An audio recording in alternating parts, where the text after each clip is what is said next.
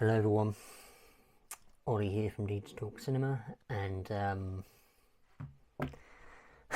yep, I've watched finally Joker, Folie, Deux, or Joker 2, whatever, and as you can tell, I'm not in the best of mood right now. Now I have to say, I'm actually recording this a day after I watched it. I watched it yesterday afternoon, and since watching it and finishing it, I've had to think on this because I had so many various leveling degrees of different emotions, and I was just like, I don't know what to make of it. So I had to sit on it, do some research because there was a couple of elements in the film that I found a little bit confusing, like what the hell. Yeah, I don't know how long I don't know how long I'm going to be speaking on this because I mean, I don't intend to be talking too long about this because, as you can tell, I'm already kind of struggling with words because I'm in disbelief. I'm in utter disbelief because while I knew I was kind of set up for disappointment because of all the backlash and everything, but I kept telling myself, no, just take it with a grain of salt, because a lot of the time with audiences being like, oh, it's shit and whatever, it's the same thing when everyone bigs up a film saying, oh, it's one of the best films of the year or whatever, and I mean, sometimes the case it is, but for the majority of the time it's just hype. It's just built to hype everyone up, and then more times than not, it doesn't end up being that. And Joker Folie Deux was absolutely one of those films, and it obviously wasn't hyped. It was the complete opposite, actually. It was bashed. It was like bashed by critics, bashed by the majority of the fans of the first film, and I was upset at the time because whilst I was also very worried and confused by the sequel when it was first announced, because obviously I was very leery about the whole sequel because it's like the way the first film ended, and kind of set you up to kind of make your own interpretation, because obviously I've reviewed the first film. If you haven't seen, go check out my thoughts on the first film if you're curious. But spoiler alert, it's one of my favourite films of all time. It's in my top 20. It's my third favourite film of all time. And anyway, just thought I'd say that in case people didn't know, but if you hadn't seen that video. So I was very skeptical about the whole sequel, but obviously also the whole musical thing when they mentioned that, announced it, and everyone, including me, was a bit like, first of all, why is there a sequel? Because I thought the first one was perfect as it was. But also the whole musical thing, the whole musical aspect, I'm just like, why are they doing that? And the more I did a little bit of research on, and eventually when the teaser came out, because I think I did a reaction thinking about it when the first teaser came out. I mean, it's all not unlisted now because of, me doing reaction videos. I'm not really a fan of doing that. But that's another video discussion. But, when I watched that teaser, I mean, for the first time when I watched it, I was like, huh, okay. And then the more I watched, I was like, actually, this could be quite good. And a lot of people thought the same. Not everyone, but most people. And, man, that trailer, when you look at it now, when you compare it to the film, that trailer is a fucking masterpiece. Because the way they set you up to think, oh, this is going to be incredible, this is going to be as good as the first film, well, some people may have thought that, and it set it up for failure, in my opinion, because I don't know who this film was made for, because it's got a mishmash of musical elements, which, by the way, are pointless because it doesn't serve anything to the story. Like, obviously, for people that most know that do watch musicals, I don't, but I know for a fact that musicals are supposed to drive the story, the whole musical elements, and the whole musical, what do you call it, the musical numbers. Whenever there's a musical, it's not like, it's not a burden on the film. It's supposed to enhance the experience and make people, for the most part, happy that do like musicals, and like, oh, this is really cool, like really bubbly and really well made, and actually served proper service and really gave you important details for the plot. Like it drives the plot. All the singing and the songs and the writing of the songs, usually in musical films, are relevant to the plot. And this is not that. It does absolute dick with the plot with 𝕣𝕘𝕻𝕬𝕐. It doesn't drive the story. It's almost like the film pauses and you're stuck watching this pointless sequence. Well, all sequences that are musical numbers, and they just serve no purpose to the actual story. And really any elements like with Arthur and Harley, like I don't want to go into too much detail on it, but I just found it really pointless, the whole musical thing, the musical aspects of it. Because when I was first worried about it, and then when I saw a trailer or two on the film, I was like, oh, okay, this might work. Eventually, when I came to terms with it, and I was like, it could work, but in the end, when I watched it, I was just so like, what was the point in that? And not only the musical numbers, the whole story itself. Like, obviously, the whole story, by the way, is, I'm going to get into some spoilers because obviously it's been out for, almost a year now. Obviously, we're still with Arthur. Obviously, Arthur Fleck, obviously the main guy we've been following in the first film, and obviously he's now in an asylum. It doesn't actually say it's Arkham Asylum because he is still in Arkham, which is stupid. I don't know why they couldn't say Arkham Asylum. I'm pretty sure it was in Arkham Asylum, but either way, he's at this asylum, and obviously we see him, and he's not exactly talking. He's very mute, as a matter of fact, really. Like, he's not talking to any of the guards, because the guards are very like, tell us a joke, Arthur, and all that kind of stuff, and making fun of him a little bit. And he's just he's not responsive. He's, like I said, he's pretty much mute in a way.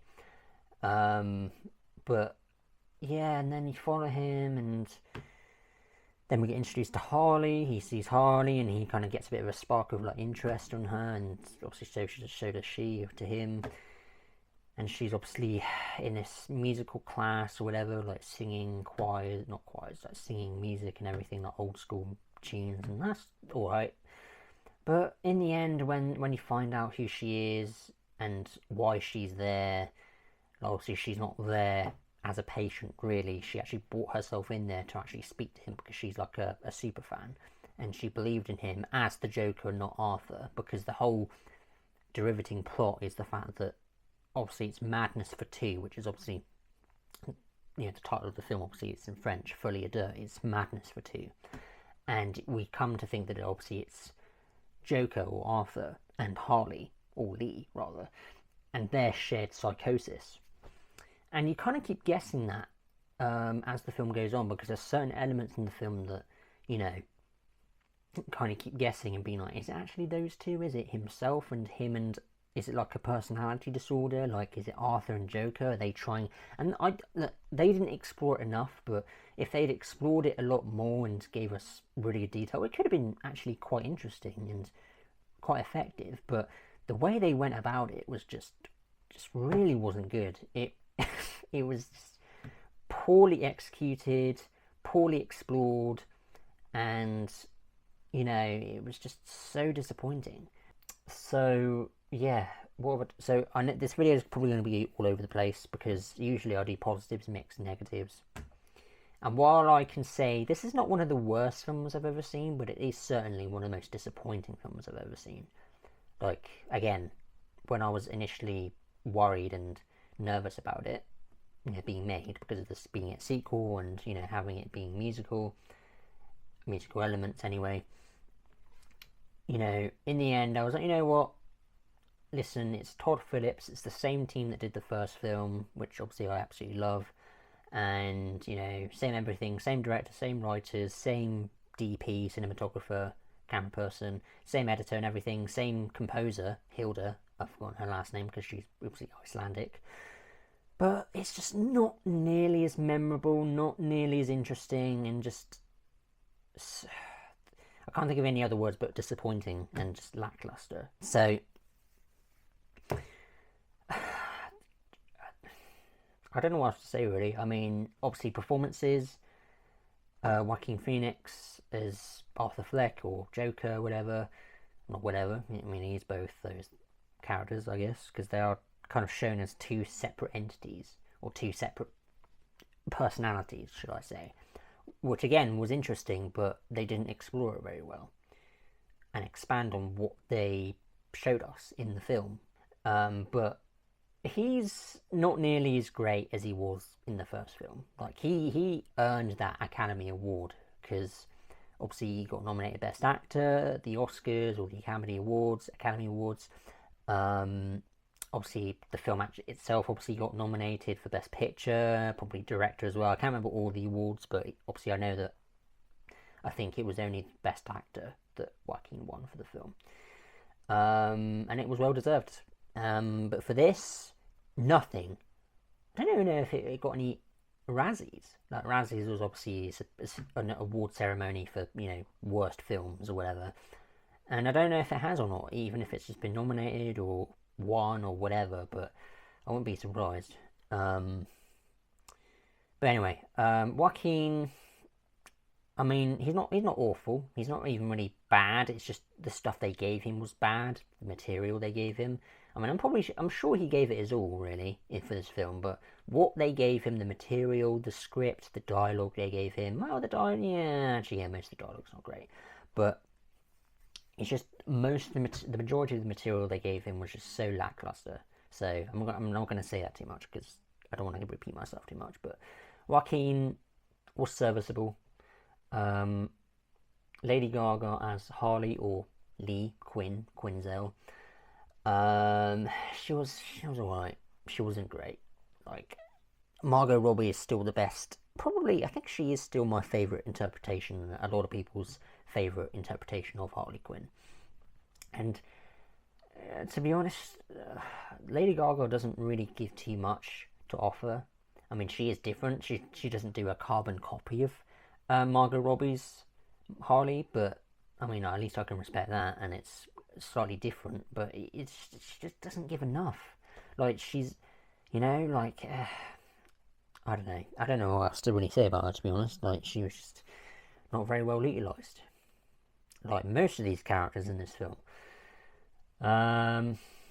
She wasn't in it as much as I thought. Like, I thought they were going to have like the exact same sort of screen time together.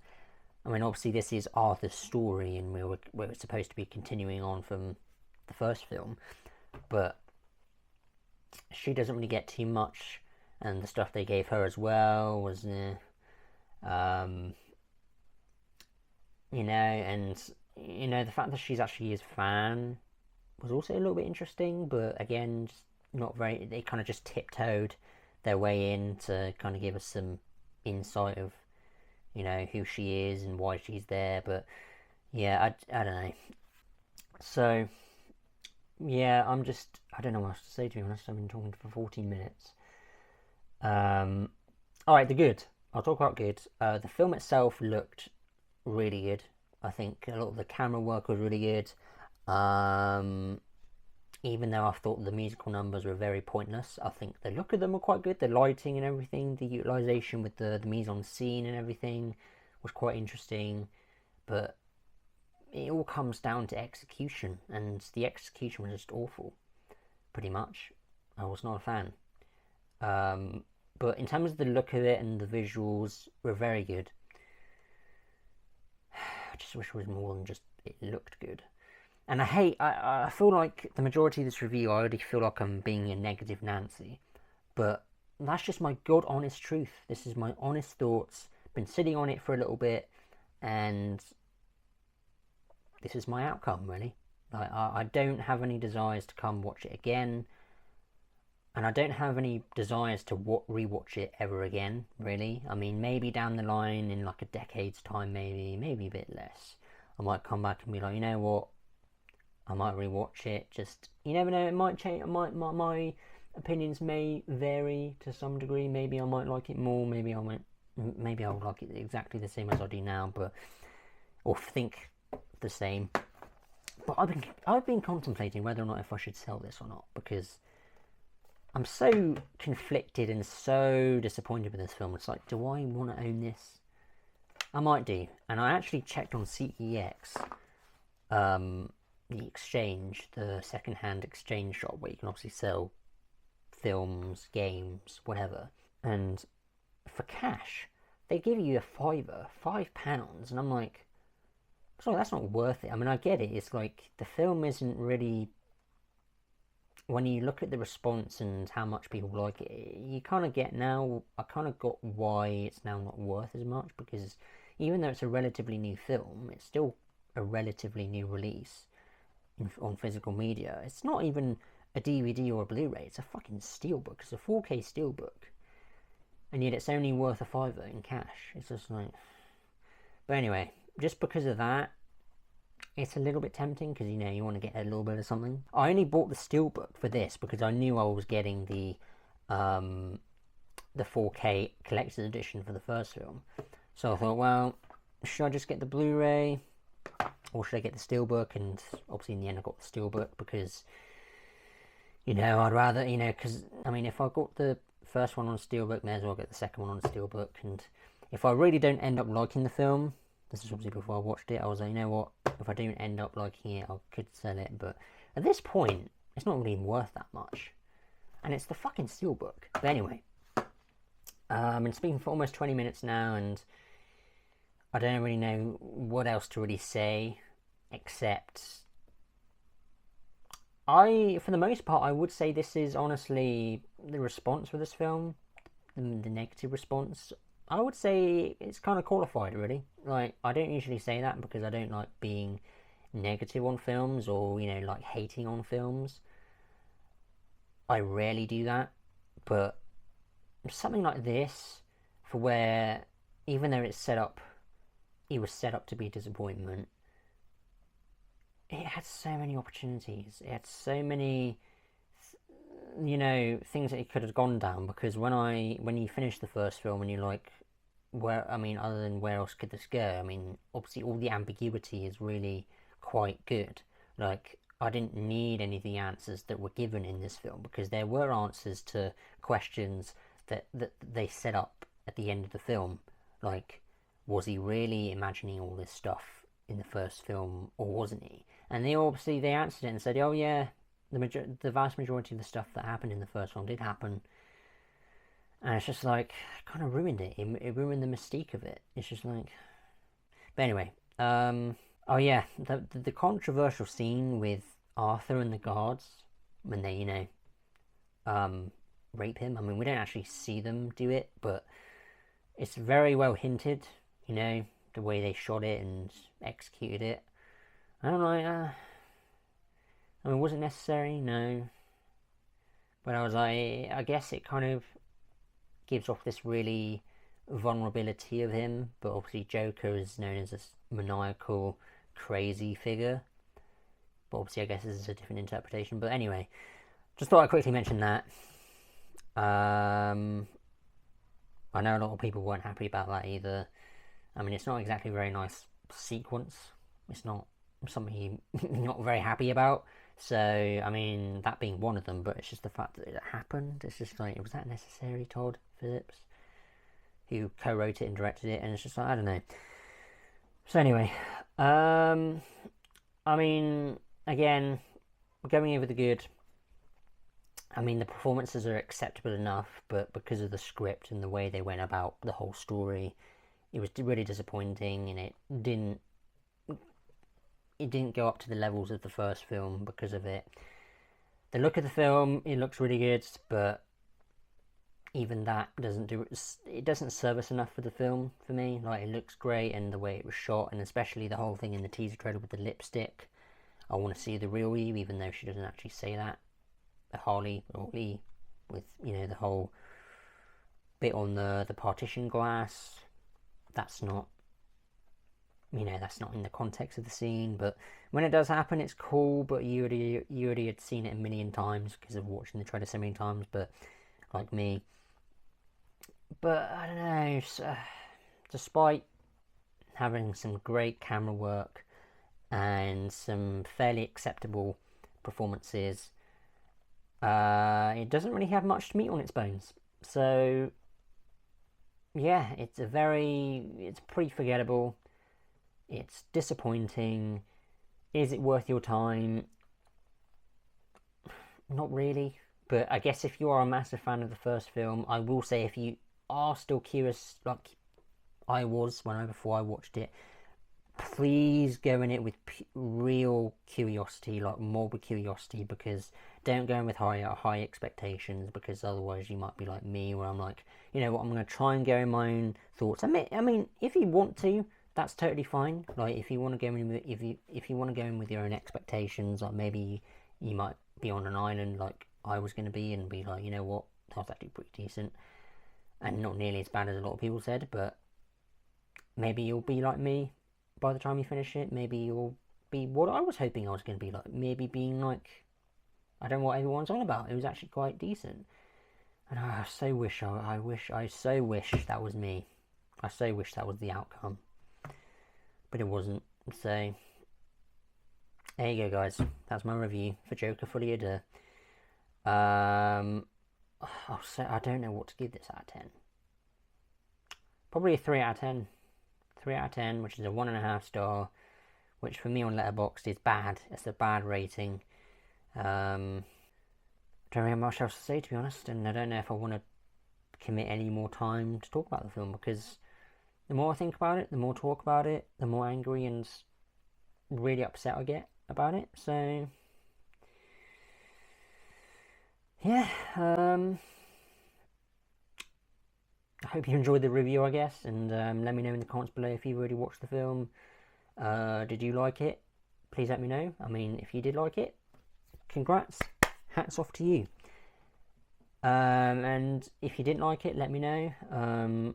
If you're wanting to watch it and you haven't had a chance to watch it, be very cautious, I will say. I mean, I don't like saying to people, don't watch this film, because, you know, like, if you want to watch it, go ahead. Because then you can see, you know, what the film is really like, whether you like it or not. You know, I don't know. I'm losing my words now, so I'm gonna stop now. So yeah, give this video a thumbs up if you did enjoy it. Please consider subscribing, if you like. And yeah, I'll see you guys in the next video. I'm not entirely sure what that's going to be yet, but we'll see. Yeah, I'll see you guys then. Bye.